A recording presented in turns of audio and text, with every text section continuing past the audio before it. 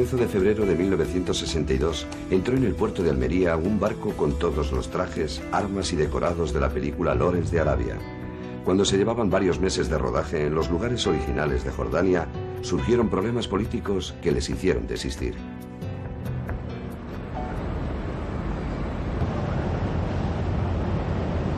El nuevo destino era una región aislada y semi-desconocida, donde sin embargo ya se habían hecho algunas películas en los años 50 y comenzaban a proliferar los western.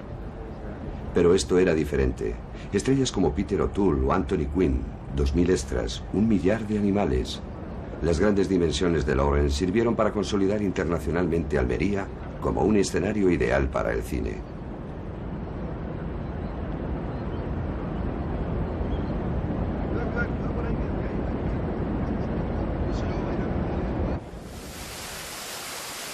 Cinco años después, en diciembre de 1967, se inauguró un hotel de lujo en buena medida debido a las figuras que aterrizaban para los cada vez más abundantes rodajes. En esos días, en el vestíbulo del hotel, se podía reunir una cantidad sorprendente de grandes estrellas. Claudia Cardinale, Anthony Quinn, Burt Lancaster, Raquel Welch, Burt Reynolds, Charles Bronson. Como todo el mundo decía, eso era Hollywood. Almería vivió una eclosión de cine impensable y como no se ha dado en ningún otro lugar de Europa. Solo en la década comprendida entre 1962 y 1972 se rodaron más de 300 películas y pasaron por allí muchos de los actores, técnicos y directores más representativos de la época.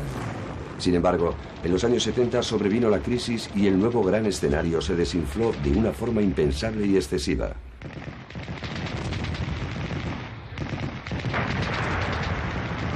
Fue una aventura y un sueño que murió por lo endeble de su planteamiento.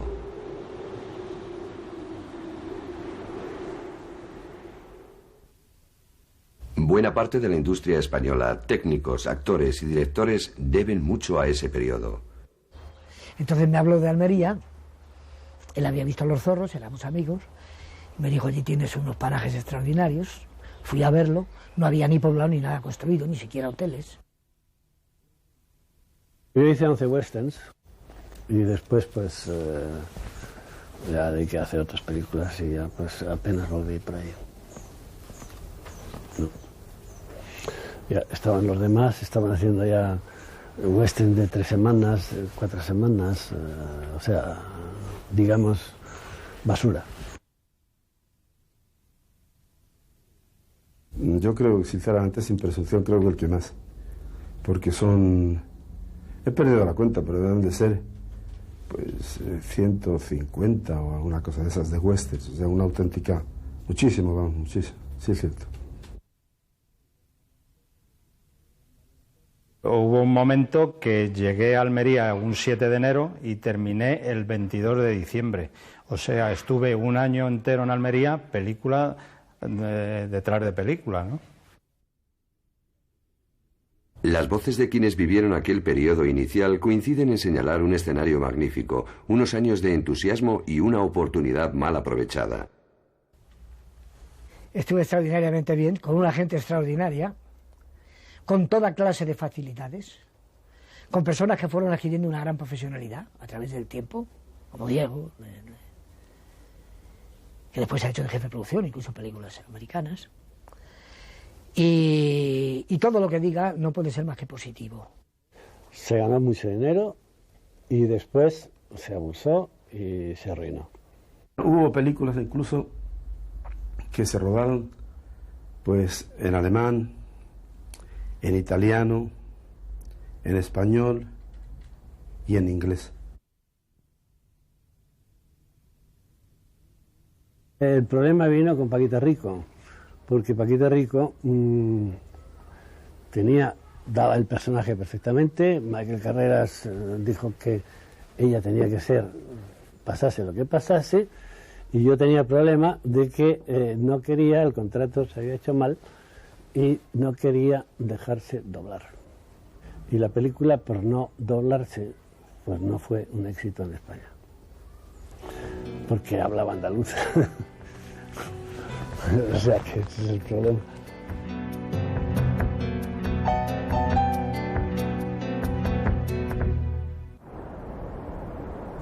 La mejor referencia de aquella historia son los poblados del oeste. Sobreviven 3, muy cercanos entre sí, a solo 30 kilómetros de la ciudad, atrapados en un desierto árido y polvoriento.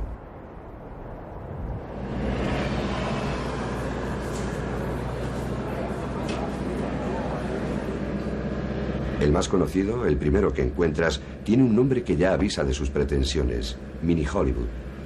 Sin embargo, el primer contacto no es el esperado.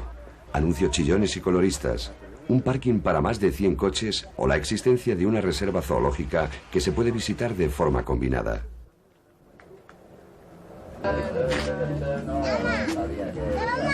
Hola, muy buena. Deutsch? English. Foto, imagen, and no obligation to buy everybody. En el folleto que dan a la entrada aclaran orgullosos algunas de las películas que allí se han rodado, pero a la vez te invitan a entrar a uno de los parques de atracciones más originales. Enseguida salta a la vista que el carácter cinematográfico está relegado a un segundo plano, y alguien que no tenga otros datos no relacionará para nada este lugar con su historia. Los decorados están muy bien cuidados, demasiado preparados como atracciones. Los visitantes no faltan durante todo el año. En verano, principalmente son turistas que por un día abandonan las playas y en invierno abundan las excursiones de escolares y los grupos de la tercera edad. Muy pocos buscan el lado cinematográfico. La gente viene simplemente a entretenerse y participar.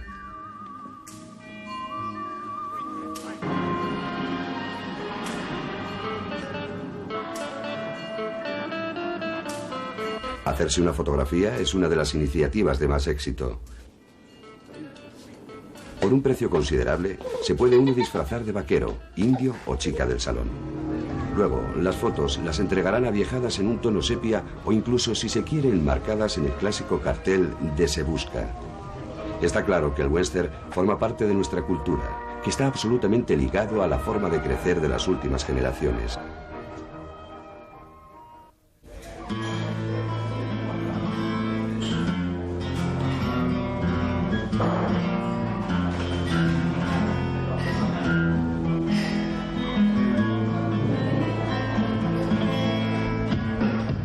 Para que no falte nada, la música suena sin parar mezclando el country y las bandas sonoras de las películas más clásicas.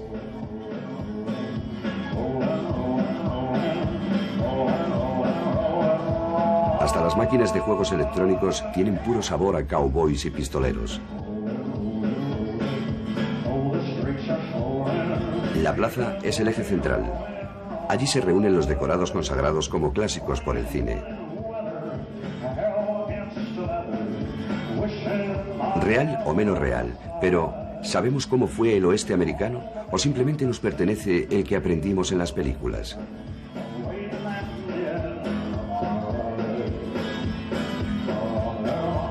El poblado está lleno de empleados jóvenes similares a los de cualquier otro establecimiento turístico o restaurante de comida rápida, aunque también quedan algunos más mayores, de la primera época, que aceptan los nuevos rumbos, pero se les nota parte de otra historia.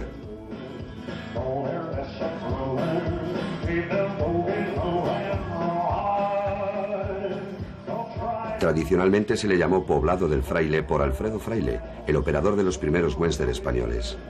Cuando fue comprado por un grupo hotelero, le cambió el nombre por este de Mini Hollywood, más acorde con sus planteamientos comerciales. Hoy vive tan supeditado al turismo que no sería posible rodar una película en él con tantas calles asfaltadas, papeleras metálicas por todas partes o demasiados indicadores de dirección para los visitantes, mientras que no hay ninguno referido a las películas que aquí se rodaron. Queda lugar a la pregunta: ¿cine o parque de atracciones?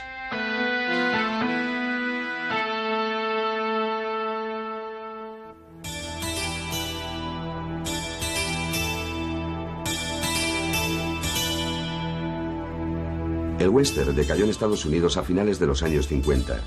El mundo de los estudios entró en crisis por la competencia de la televisión. Como seguía existiendo una gran demanda, la industria europea tomó el relevo. Al contrario de lo que ocurría en Hollywood, Almería ofrecía un conjunto de cualidades inmejorables: sol, paisaje adecuado y mano de obra barata y dispuesta. Los beneficios que se concedían a las coproducciones fueron el otro gran estímulo. Comenzaron a llegar italianos, alemanes, estadounidenses. Según cuenta Clint Eastwood, recuerda sus rodajes almerienses como pequeñas torres de Babel donde no alcanza a entender cómo conseguían apañárselas. El presente encierra muchas preguntas y dudas, pero a quien le guste el cine, estas calles y decorados traen demasiadas sugerencias y recuerdos. Una pregunta es inevitable. Aquella época dorada terminó, pero dejando ¿qué?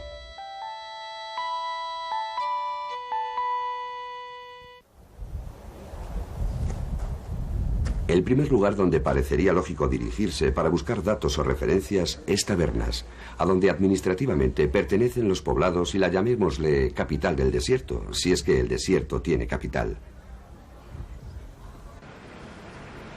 Pero para muchas cosas, este tranquilo y pequeño pueblo parece vivir a espaldas del terreno que le rodea. Si hace años fue el cine, actualmente a sus afueras se levanta la principal central solar de España, pero las aventuras y riquezas parece que siempre les quedan un poco alejadas. Están arreglando el viejo cine para construir un centro cultural. Al preguntarles por el proyecto, no está claro que incluya una sala de proyección. Porque en el pueblo no es fácil encontrar rastros de la historia. Ni un cartel en los bares o tiendas, ningún nombre de calle o comercio. Tabernas vive completamente ajeno a algo que ocurría en sus puertas y duró bastante tiempo, durante unos años cruciales. La gente tampoco aporta mucho más. Hablan del tema de forma muy distante, como si el paso del cine hubiera sido indiferente o se sintieran decepcionados. Desde luego lo hacen en un pasado categórico, ese que no deja lugar al presente.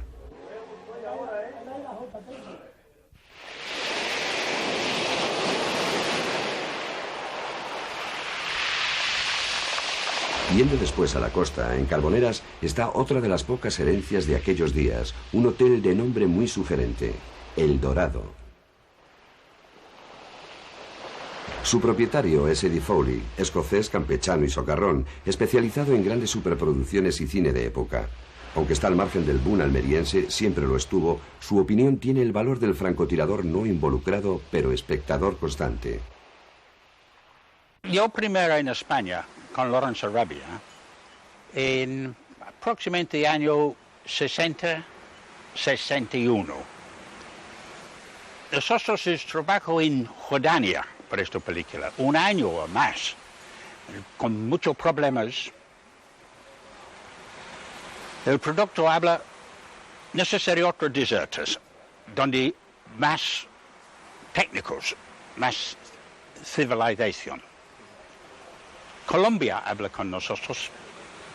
Entra en España, en Almería, en España Sur, es desertos. Ok, la película es corta, stop.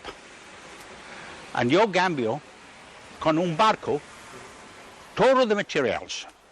Caballos también, los caballos principales por Anthony Quinn, etcétera, etcétera. Buenos viajes from el Mediterráneo. Yo en Almería. Descarga todo. En el puerto. Libre. No problema. Habla el Guardia Civil, habla, no problema. Nadie toca. Nadie toca. Yo visitar con mis coches, visitar muchos sitios aquí. Sí, buenos desertos, en Tabernas. Pero lo más importante es un sitio en la costa. Pero el pueblo, grande pueblo, Acaba. ¿Dónde? Yo visité toda esta costa. Último, un día, yo pasé, Almería por aquí was difícil, no carretera. Piedras, caminos, 2 horas por aquí. Pero pasé esta montaña, es un maravilloso sitio para acabar.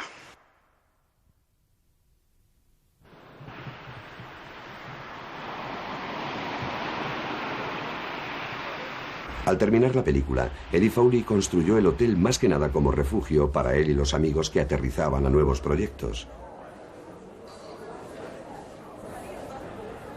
Prácticamente retirado, uno de sus últimos trabajos fue preparar en estos paisajes el Nostromo de su amigo David Lean, y que quedó interrumpido por la muerte del director. Conocí mucho. Siempre trabajo conmigo. En los cuadros que adornan el bar, las fotos sirven para hacerse una idea de los personajes que pasaron por aquí, y son un contrapeso a su escepticismo actual. Ahora de películas es urbano, no rural. Es grandes explosiones, computadores, digital, nada es verdad. Y es western, también, maravilloso. No mejor sitio de Almería por esto. O otras películas similar, cuando necesario esto tipo de geografía, maravilloso. Pero hoy es diferentes películas, pero también es poco cara. Poco cara aquí, y posiblemente Morocco, cerca, es más barato. Ese es el problema. Menos impuestos y menos social seguridad. Pero actualmente en Morocco los técnicos es no good, no vale. Es necesario importar todos los técnicos. Aquí en España, los técnicos y los artesanos es fenomenal. Pero esto es balancear. Yo no sé para el futuro. Es difícil.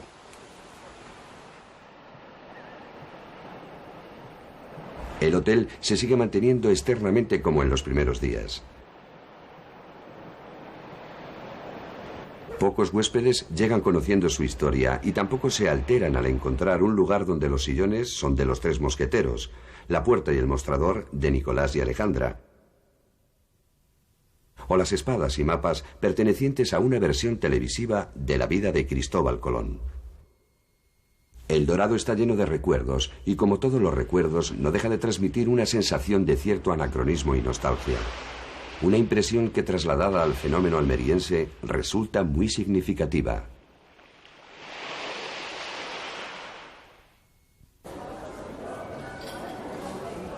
Si las pocas huellas de los orígenes no incitan al optimismo, tampoco ocurre acercándose a la gente, los protagonistas. La gran repercusión que trajo el cine se produjo sobre todo en dos campos, la figuración y los especialistas. Sin industria ni tradición cinematográfica, la mayor aportación almeriense fue esa, sus gentes. Aunque familias enteras tomasen parte simplemente por desahogo económico, hubo quienes quedaron enganchados a la historia por dinero, por comodidad de trabajo o por verdadera afición.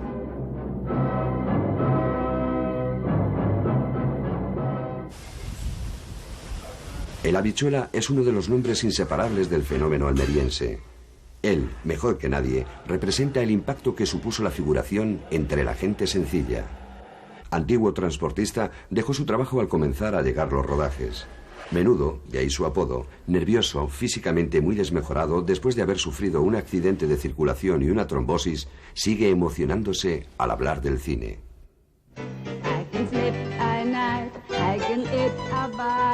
Cuando yo andaba con esa Brigitte Bardot en Sádaco, participó en más de 200 películas como figurante o incluso como aguador en sus principios.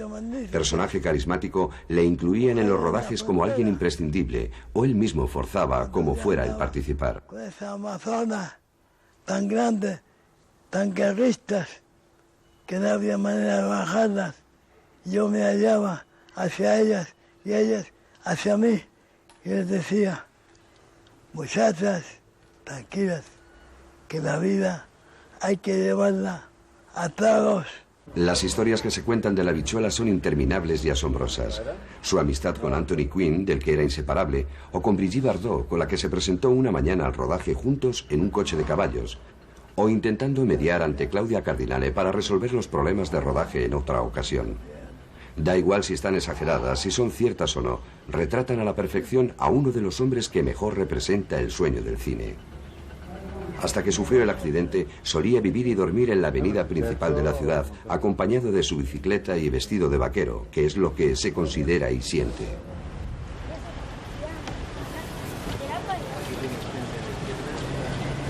Trabajar de extra fue uno de los grandes atractivos que trajo el cine. Incluso algunos alcaldes llegaron a quejarse de que la construcción se quedaba sin personal, porque el dinero que se ganaba en un rodaje era mucho mayor que en los tajos o recogiendo esparto. Sin embargo, la figuración fue degradándose, creándose grupos de presión que forzaban la presencia de quienes ellos decían y a veces exigiendo cupos, convirtiendo lo que fue una de las mejores aportaciones en todo lo contrario, casi un problema. Y no lejos de la residencia donde ahora está acogido el Habichuela, se encuentra un pequeño gimnasio, nada llamativo, en el que se concentran la mayoría de los especialistas que aún quedan en activo. Paco Barrilado, un veterano que aprendió desde cero, es su dueño. Una de las mejores cualidades de Almería era la maestría de la gente con los caballos, sobre todo la población gitana. A partir de ahí, unos pocos se aventuraron en ser especialistas. Aunque según ellos, los especialistas almerienses tenían que competir con los extranjeros o los llegados de Madrid a base de echarle valor, de hacerlo más arriesgado, podríamos decir que aprendiendo a golpes. Manolo Cerdán, otro veterano, es el representante de este grupo que intenta seguir en la brecha contratándose en conjunto.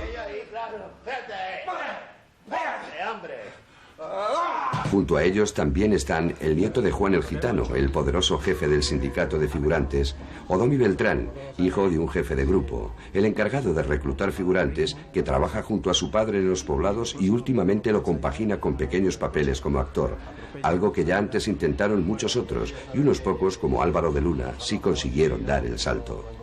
Tener el coche y un coche que tenga sus salidas y sus cosas. Eso ya lo estamos. Familias dedicadas ya en 2 y 3 generaciones, quizás la única herencia, porque la ciudad vive hoy ajena al cine, posiblemente desconocedora de esos pocos que aún siguen atrapados por él.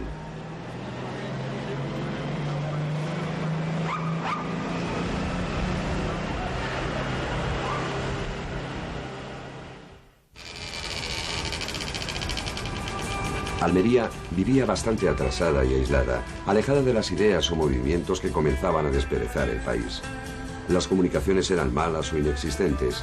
La estación de ferrocarril, el aeropuerto y los primeros hoteles se construyen en aquellos años, unas mejoras fundamentalmente debidas al cine y el turismo, pero que no tenían traducción en el nivel de vida de los ciudadanos. Había surgido un boom, pero para encontrar a Almería en las listas de renta per cápita era necesario mirar en los últimos puestos.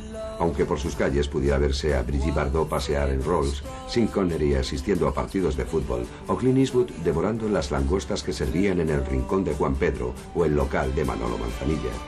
Debía ser un contraste fuerte el ambiente trepidante del cine con la vida de una ciudad pobre de un país que apenas comenzaba una apertura hacia las costumbres exteriores. Según cuenta en sus memorias uno de los actores habituales en esos años, Klaus Kinski.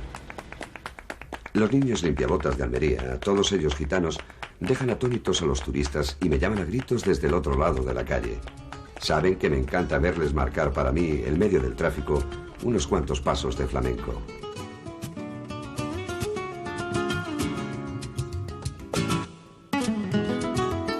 Quizás era mayor el asombro en los visitantes extranjeros, gente que a veces llegaba sin saber muy bien a dónde y quizás también preguntándose cómo y por qué habían aterrizado allí.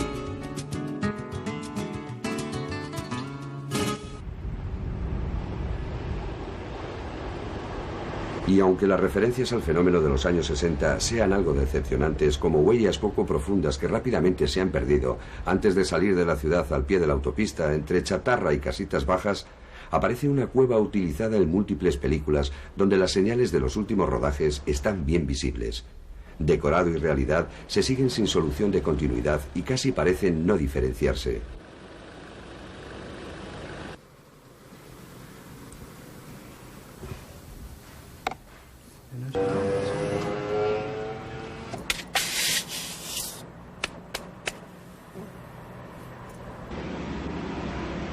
El cine a las puertas de la ciudad y parte de la misma montaña.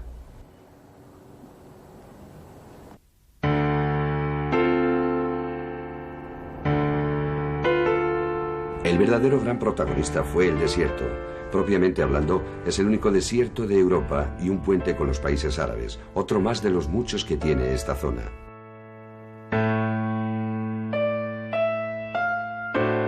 320 días de sol al año, uno de los índices de lluvias más bajos del continente y una luz desbordante y abiertamente excesiva, que sin embargo, evitando las horas centrales del día, descubre una belleza muy particular.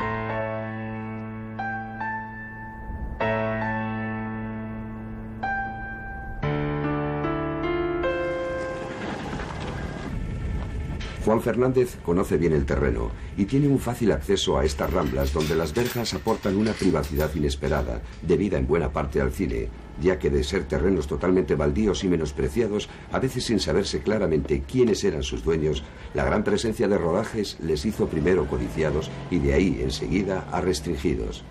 Su abuelo Diego, ya fallecido, fue uno de los primeros en verse involucrado. Mi abuelo, que tenía un taxi, paraba en una parada muy cercana al hotel, el único hotel que había en Almería, el Hotel Simón, y un día de casualidad lo cogieron unos señores de una productora de la película Ojo por Ojo para hacer unas visitas y unas localizaciones. Vieron que era un hombre de confianza, que podía serle útil, y lo cogieron como coche de producción. En vez de tenerlo contratado por servicios, pues lo contrataron por días completos, por jornadas, y a raíz de ahí, después de Ojo por Ojo, siguió trabajando.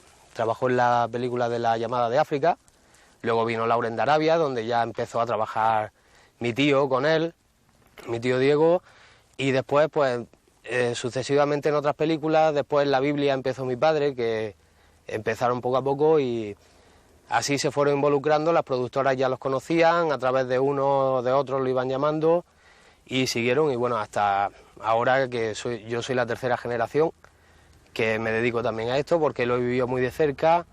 Desde que era niño me ha entusiasmado. Cuando era niño me ha gustado siempre el cine y andaba loco por tener un rato libre o un sábado que estuvieran rodando, unas vacaciones para poder irme a un rodaje.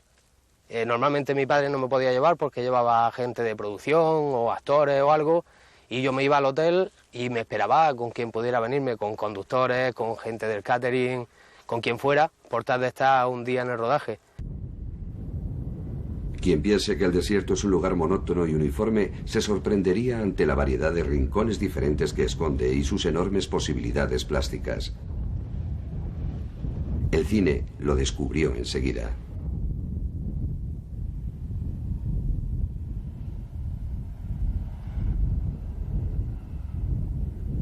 Yo en realidad de los años 60 te puedo decir que recuerdo poco. Yo nací en el año 66, recuerdo más los años 70, que era una época en la que prácticamente a mi padre no se le veía por casa porque había mucho trabajo, y bueno, si había pues la familia, aunque los tres trabajaban juntos, mi padre, mi abuelo, mi tío, pero cada uno coincidía que estaba con una película y había un poco de competencia para conseguir localizaciones antes uno que otro para su productora.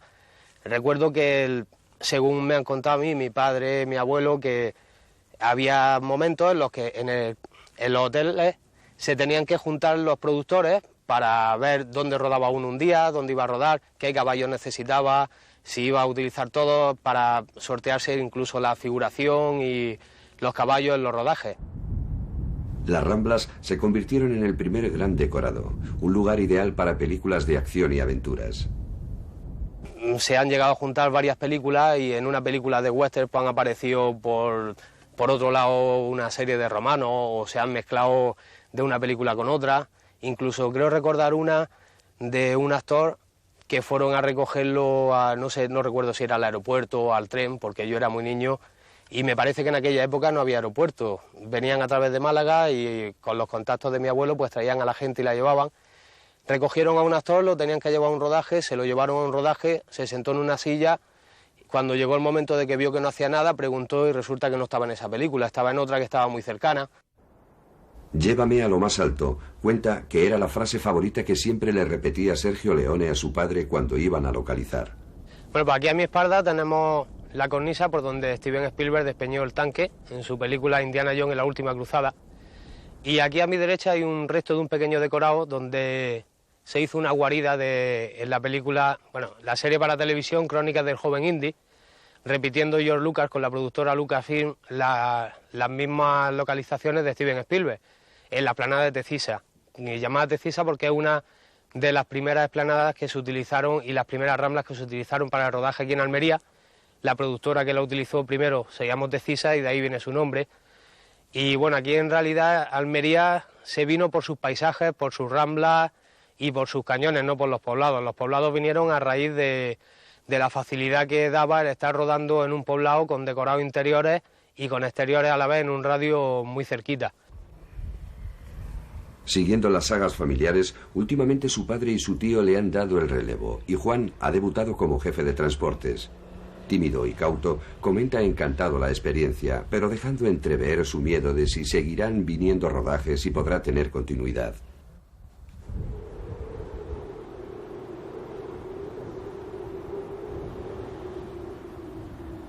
La industria cinematográfica es un depredador implacable. Cuando se corre la voz de que un tema funciona y un lugar es bueno, se exprime a conciencia. Una película es un riesgo. Una copia se presupone que no tanto. Alcanzado el éxito, las copias se extendieron hasta el infinito y aquello fue una carrera alocada donde reinó a sus anchas la picaresca y la chapuza.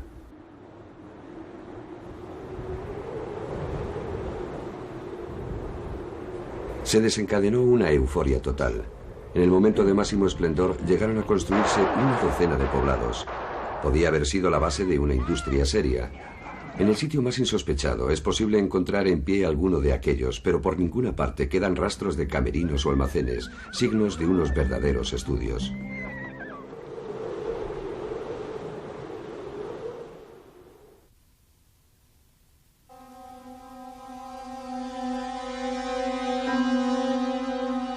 Todos los poblados están ligados al nombre de Sergio Leone.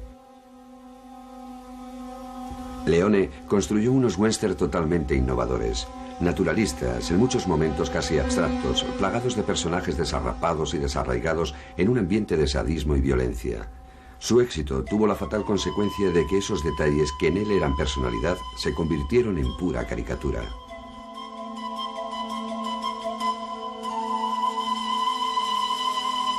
Entre 1964 y 1966 rodó casi seguidas 3 películas definitivas. Una trilogía que él mismo llamaba del dólar y que en Estados Unidos conocieron como la del hombre sin nombre. Vale suponer un cambio tan radical que el mismo Hollywood acabará haciéndose eco de esas peliculitas que se hacían en el desierto de tabernas.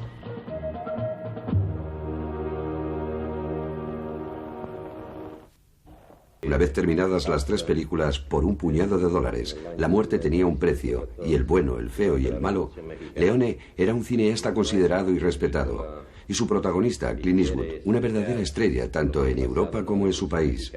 Los dos se convirtieron a partir de entonces en los nombres fundamentales de Almería. Las opiniones de Leone siempre fueron las de un cineasta al que se le quedaba muy estrecho el papel de padre del spaghetti western. Es un western visto para los ojos de un europeo, que creo ser mucho más indagador, porque yo soy por el asunto que un director tiene que ser siempre extranjero por descubrir un país, porque in propria tierra nunca si ve quello che si ha. Ma secondo me il mito, la favola, ecco, che è la fantasia, che è la cosa più interessante. En mi opinión, el mito y la fábula, que son la fantasía, es lo más interesante. Creo que hoy en día los jóvenes están especialmente fascinados por ello. Es una película seria, porque yo creo que hoy no se puede hacer el cine sin tomar una posición política, porque la política nos come, entonces se respira política. Quindi también en la película sale este asunto. Soy uno que se divierte a hacer el cine.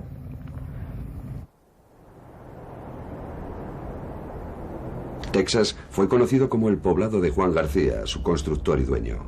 Se levantó para el bueno, el feo y el malo, aunque antes de comenzar el rodaje surgieron complicaciones y Leone se fue a rodar al de enfrente, Mini Hollywood, donde ya había rodado su anterior película. A simple vista se ve la gran diferencia que existe entre los dos. Texas está vivo, perfectamente dispuesto para recibir a un equipo de rodaje. Aquí, sin el más mínimo esfuerzo, se siente uno dentro de una película. En el poblado trabajan 8 o 9 personas de forma continuada. Aguantar en este ambiente seco y polvoriento es realmente duro y difícil, pero da la sensación de que al menos a ellos les engancha. Cada cierto tiempo surgen spots publicitarios y videoclips. Sumados con la temporada turística, el trabajo no falta, aunque evidentemente todos viven pendientes de que surja una película. Y ahora le vais a pagar a Teresa todos los efectos, incluido mi tequila. Vaya mono que tiene el Cherry. Y lo saborea y todo.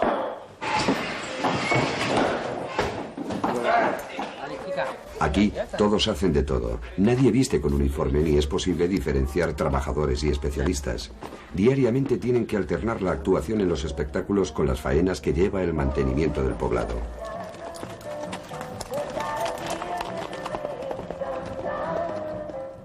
Diana dejó su trabajo en una oficina en Barcelona y es de hecho la única persona que vive permanentemente aquí. Otra paradoja. En el desierto parece que las paradojas no son extrañas. En un mundo absolutamente masculino, la única persona que vive y duerme permanentemente en el poblado es una mujer.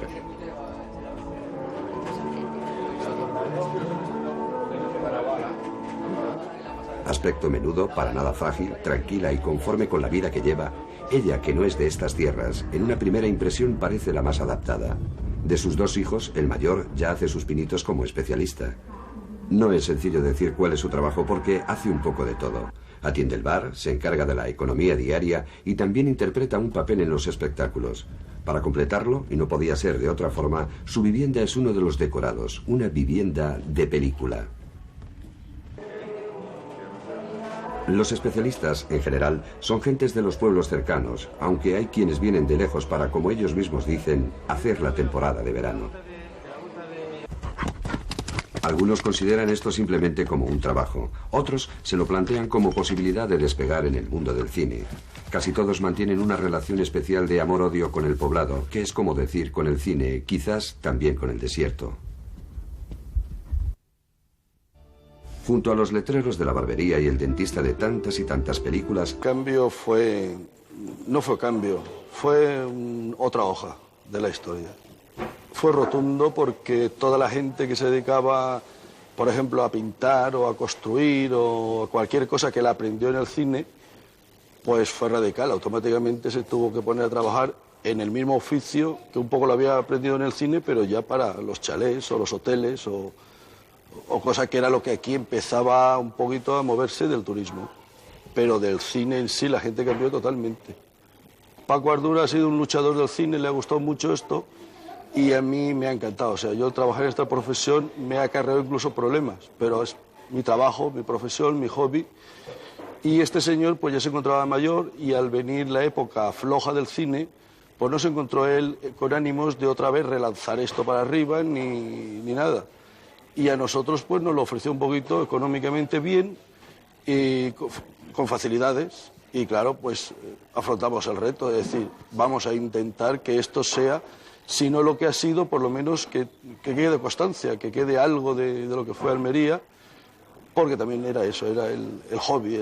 Para mí ha sido esto un hobby, un trabajo muy satisfactorio para mí, porque trabajaba en el cine sin necesidad de estar buscando una película o un papel de actor o de especialista. Actualmente, gracias a poderlo mantener estos años malísimos de pie y gracias a algunos videoclips, otras películas inferiores económicamente y todo eso, pues hemos conseguido tenerlo de pie. Ahora, de ahora en adelante, si el público demanda western, se hará western, porque aquí los estudios están ahora mismo ya perfectos. ¿Qué va a ser mejor, qué va a ser peor? Nosotros esperamos que sea mejor, porque ahora mismo los últimos rodajes que hemos tenido pues nos han felicitado por tener estos estudios en las condiciones que están, porque ahora hay muchos interiores, hay muchos exteriores, ruedan muy rápido y, en fin, la perspectiva que tenemos para el futuro, peor no lo podemos pasar. Y antes estaba arruinado, ahora que está bien, y la gente se da cuenta que el western también es bonito y también es para distraerse, ¿por qué no va a ser mejor? Ardura y Molina se quedaron en el poblado cuando su primer propietario decidió retirarse. Es destacable que quienes toman el relevo, o más bien quienes impiden la muerte del lugar, son gente ligada de siempre a la industria, no dos empresas o productoras, sino dos técnicos especializados, lo cual explica mejor el estado de conservación que mantiene el poblado. Valga para demostrarlo el fuerte, última imagen antes de la despedida. No se construyó para ninguna película, sino que fueron ellos, por iniciativa propia, quienes lo levantaron. Ampliar decorados, añadir atractivos para turistas y productoras, y el poblado sigue vivo. Para completar un retrato de los poblados, mejor que acudir al tercero de ellos, menor y que actualmente se quiere acondicionar. A sus espaldas queda el que fue uno de los últimos grandes escenarios, construido para la película El Cóndor, en 1977. Decorado muy utilizado después, ha sido retocado para su uso en las dos películas americanas rodadas últimamente y muchos consideran que ha perdido parte del encanto. En cualquier caso, los restos rojizos, medio destruidos y abandonados, no resultan unos meros retales de cartón piedra inútiles. Sirven perfectamente como prueba de que los poblados almerienses tuvieron y tienen vigor propio.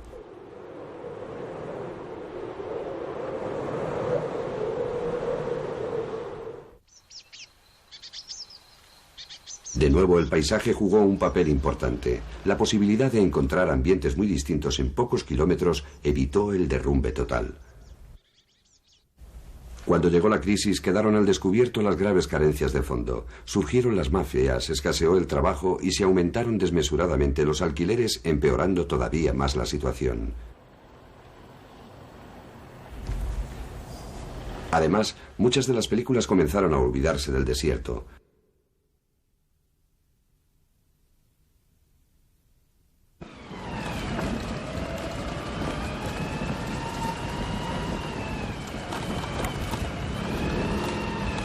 El haber ganado un prestigio internacional permitió que a partir de los años 80 pasaran por aquí los nuevos mitos, grandes superproducciones como Conan, el barón Munchausen o Indiana Jones, pero fueron acontecimientos esporádicos, porque, como decía Molina en Almería, no fue un cambio, sino otra página de la historia.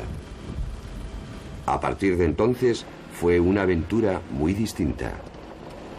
El Cabo de Gata, declarado Parque Nacional en 1987, es un mundo de calma, solitario y muy especial. Un clima y una vegetación semidesértica que se extiende hasta el mar.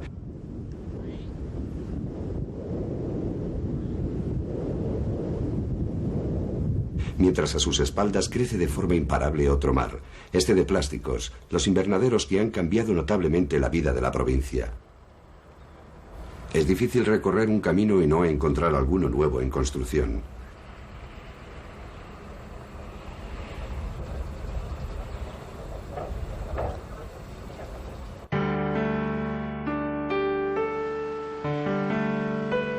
Películas como El pájaro de la felicidad de Pilar Miró, donde una mujer separada y desengañada decide aislarse en una casa junto al mar, Alain Tanner y el duro relato de una crisis de identidad, o Martin H., la última película de Adolfo Aristarain, quien ya trabajó como ayudante de Leone y regresa para rodar el reencuentro de un padre y un hijo en un lugar apartado.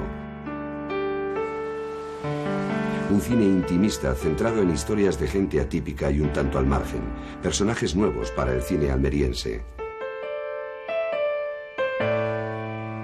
Según contaba un famoso director de fotografía, preguntado por el motivo de que aún se rodase en Almería, él considera que por ser primitiva y virgen.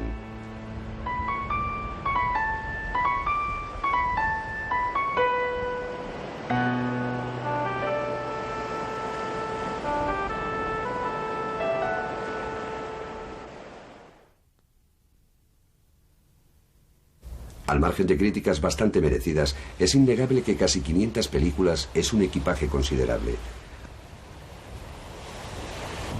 Además, un Hollywood tan atípico y desmembrado es un pozo que esconde muchas sorpresas.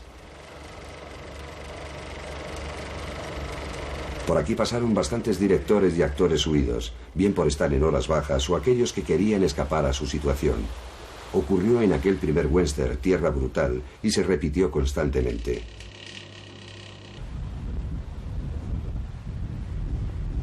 Aterrizaron nombres tan importantes como Fassbinder para rodar su único, sorprendente y muy desconocido western. Samuel Fuller para una película que no consiguió terminar. ¿Y dónde estará? Orson Welles en su vida final gastándose como director lo que ganaba como actor, o Monte Hellman, uno de los más interesantes directores de western de los últimos tiempos, en una película en la que también salió mal parado y encerraba un guiño a la historia. En ella tenía un pequeño papel Sam Peckinpah, del que nadie sabe con seguridad si llegó a estar en Almería. Pero no importa, la anécdota sigue siendo válida. El western almeriense influye y hace cambiar a sus propios creadores americanos, y el principal representante de estos participa en una de sus películas casi como figurante. Almería no fue el nuevo imperio, pero sí una aventura intensa y bonita.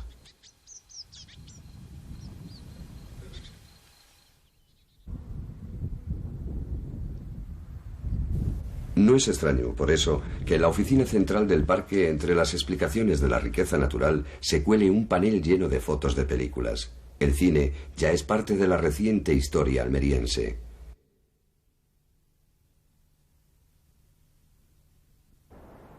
Mientras, las famosas dunas están casi desaparecidas y se intenta que con los años puedan renovarse. El viejo sendero donde se construyó 1,5 kilómetros de vía férrea para Lawrence de Arabia fue después la ruta de los camiones que robaban la arena para los invernaderos. Del cine a los invernaderos, es sorprendente que una tierra muchas veces olvidada se vea sometida a fenómenos de moda.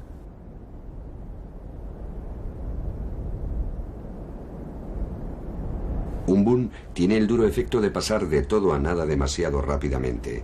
En cuanto en Almería desapareció esa ecuación tan tópica de bueno, bonito, barato, la industria se trasladó a otros países como Yugoslavia o Túnez.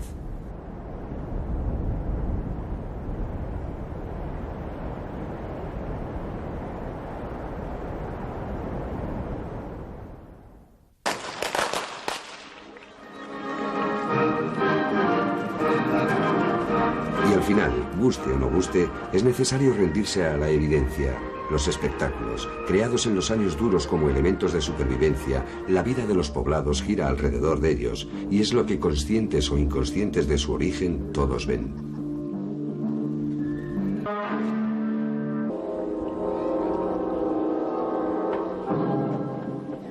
En verano llegan a hacerse 4 pases diarios. Duran 20 minutos y en ese tiempo se concentran todos los estereotipos del western: duelo, tiroteos y persecuciones.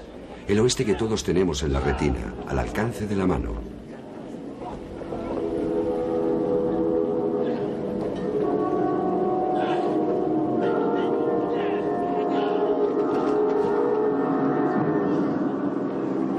Diego, el coordinador, comenta que el espectáculo está muy rodado porque siempre han ido adaptándolo según las reacciones de los espectadores y afirma convencido de que ellos sí tienen el secreto de lo que le gusta al público. Todos los actores visten con largos gabanes. Quizás algunos de estos turistas sepan que fue Sergio Leone quien volvió a cometer una nueva transgresión en Hasta que llegó su hora, colocándoselos a Henry Fonda y Jason Roberts. O sea que esto es parte de un oeste americano nacido en Almería. Varias veces hemos oído proyectos de crear un museo aquí mismo, en el otro poblado, en la ciudad. Demasiados museos y demasiado pasado. Cuando se habla de hacer cosas, parece que lo más fácil o lo único posible es eso: recuerdos. Resulta más sugerente otra idea. También alguna vez se ha hablado de organizar un festival del western. Al margen de las estrellas, reuniría a mucha gente atraída por la posibilidad de ver en la pantalla a sus familiares, sus pueblos o a ellos mismos. Tal como mandan los cánones, asistirían las estrellas, pero sin duda habría otro festival entre el público. Serían muchos los que podrían recordar cuando fueron indios chapuza, campesinas desheredadas o mexicanos borrachos. Si finalmente se celebrase, pocas veces un festival mezclaría tanto los protagonistas.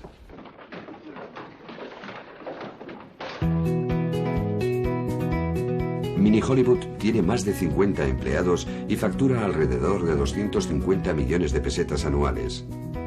La media de películas rodadas en los últimos tiempos es de 3 o 4 por año. Algunos piensan que el cine actual está dominado por la tecnología.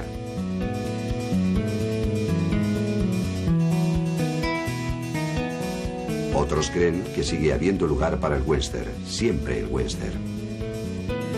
De la etapa triunfal quedan apenas 30 personas, por ilusión o por inercia.